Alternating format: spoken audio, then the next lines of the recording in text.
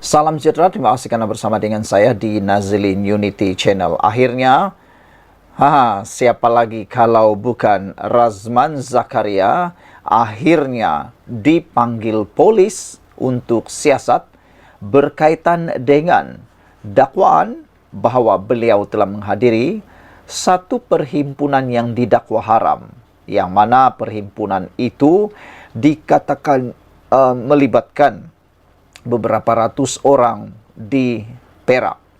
Hari ini disahkan polis telah memanggil Ketua Pesuruhjaya PAS Perak, Razman Zakaria, untuk soal siasat. Dipercayai berkaitan satu perhimpunan di dataran Menara Condong di Teluk Intan baru-baru ini. Menurut pejabatnya, Razman yang juga adun Semenggol dijangka hadir ke Balai Polis Dang Wangi pada jam 5.45 petang hari ini. Saudara-saudara sekalian, sebelum daripada itu, Razman Zakaria telah pun melakukan satu perkara yang agak luar biasa, yang mana beliau telah pun mengeluarkan satu kenyataan yang agak kontroversi, sehingga Eng Korming telah pun membuat laporan polis terhadap Razman kerana dituduh merasmikan upacara atau acara kontroversi. Menteri Perumahan dan Kerajaan Tempatan Eng Korming mengarahkan pegawainya membuat laporan polis terhadap Pesuruhjaya PAS Perak Razman Zakaria. Pemimpin DAP itu menuduh Razman yang juga adun Gunung Semenggol membuat dakwaan fitnah dengan mengatakan dia merasmikan Festival Kebudayaan Guanggong di Teluk Intan Perak. Saya mesyuarat dekat Kuala Lumpur. Macam mana saya ada boleh pergi dua tempat pada masa tepat? Jelas ini satu pembohongan, kata Eng Korming. Lepas itu Razman kata kita yang sokong. Ini bukan anjuran kita pun. Jadi jelas ini adalah satu fitnah. Saya telah arahkan pegawai khas saya di Teluk Intan untuk buat laporan polis, kata beliau lagi. Eng yang merupakan pengerusi DAP Perak mendakwa PAS Perak sengaja cuba mencetuskan kebencian dan sentimen perkauman. Sebelum ini, Malaysia kini melaporkan Razman menggesa polis menyiasat menteri dan exco negeri berhubung perarakan itu selepas sebuah klip video memaparkan beberapa individu mengibarkan bendera China dalam acara berkenan. Persatuan Kebudayaan Guanggong yang menganjurkan acara itu telah memohon maaf dan menjelaskan bahawa individu yang dirakam mengibarkan bendera adalah warga China dan bukan warga Malaysia. Mengulas lanjut, Eng berkata dia merasmikan Pesta Tanglung pada 13 September. Semua orang betul-betul puji, tapi tiba-tiba pula ini dikaitkan dengan kejadian perarakan itu. Saya rasa semalam, jika tidak silap saya semalam. Jadi, semalam adalah 24 Oktober, Pesta Tanglung pada 13 hari bulan Oktober. Pesta Tanglung saya 13 hari bulan September. Takkan dia tak baca buku. September dan Oktober pun dia tak dapat bezakan, kata Eng Korming. Menjawab soalan pemberita, Eng berkata negara semakin pulih daripada kemelut politik dan menikmati kestabilan. Saya merayu kepada semua pihak termasuk parti pembangkang haruslah menghargai kestabilan yang kita ada ini supaya semua pihak tumpu menyokong usaha Perdana Menteri untuk membangun semula tanah air kita, kata beliau. Jangan sikit-sikit belum dapat lagi, fitnah demi fitnah. Kita lihat macam Razman.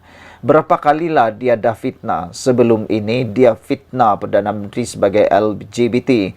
Lepas tu tarik balik. Lepas tu minta maaf. Itu memang jadi SOP mereka. Lepas fitnah kena dakwa minta maaf. Tarik balik, katanya lagi. Sekian dulu untuk kali ini. Jangan lupa tinggalkan komen anda. Sila tekan butang subscribe. Jumpa lagi. Salam sejahtera. Terima kasih karena bersama dengan saya di Nazilin Unity Channel. Isu paling hangat pada petang ini ialah melibatkan isteri Tun Dr. Mahathir Mohamad. Rahsia yang tak pernah orang beritahu, bahkan mungkin Tun pun tak pernah tahu ataupun pernah tahu. Tapi ini kali pertama kita ketahui rahsia di sebalik apa yang ada pada Tun Siti Hasma, isteri Tun Mahathir. Hari ini beliau memberitahu bahawa baru kita tahu nama isteri Tun Mahathir bukan Siti Hasma.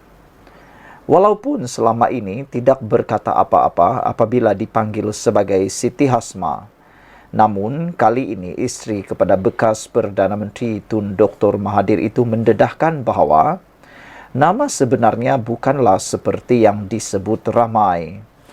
Menurut Tun Dr. Hasma Muhammad Ali, dirinya dilahirkan dengan nama sebenar iaitu Hasma dan bukan Siti Hasma seperti yang digelarkan selama ini.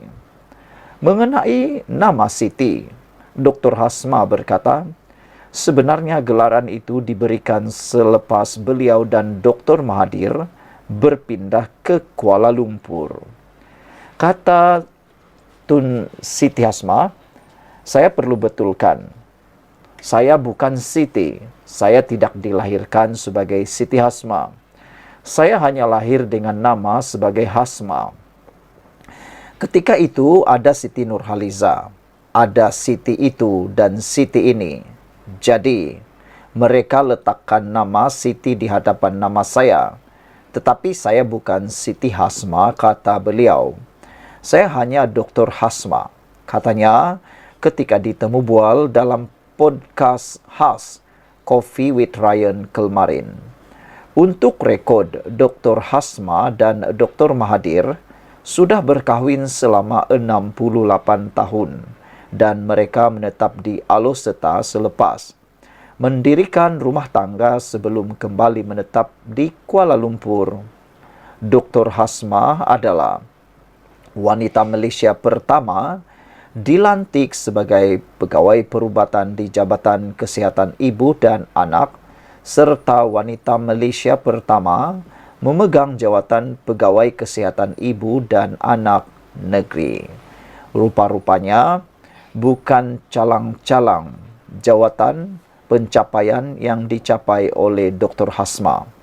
Beliau merupakan wanita Malaysia pertama yang dilantik sebagai Pegawai Perubatan di Jabatan Kesihatan Ibu dan Anak serta merupakan wanita Malaysia yang pertama memegang jawatan Pegawai Kesihatan Ibu dan Anak Negeri. Saudara-saudara sekalian, sudah bertahun-tahun, bahkan secara pribadi saya pun tak pernah mengetahui rahsia di sebalik nama isteri Tun Dr. Mahathir Mohamad ini. Rupa-rupanya nama sebenar beliau bukanlah Siti Hasma, tetapi Dr. Hasma. Entah siapa yang memberikan nama Siti Hasma kepada beliau, itu menjadi tanda tanya. Yang pastinya, sesudah berpuluh-puluh tahun, barulah isteri kepada Tun Mahathir, iaitu Dr. Hasma, akhirnya bersuara menyatakan bahawa dirinya dilahirkan dengan nama sebenar iaitu Hasma dan bukanlah Siti Hasma seperti yang digelarkan selama ini. Sekian dulu untuk kali ini. Jangan lupa tinggalkan komen Anda.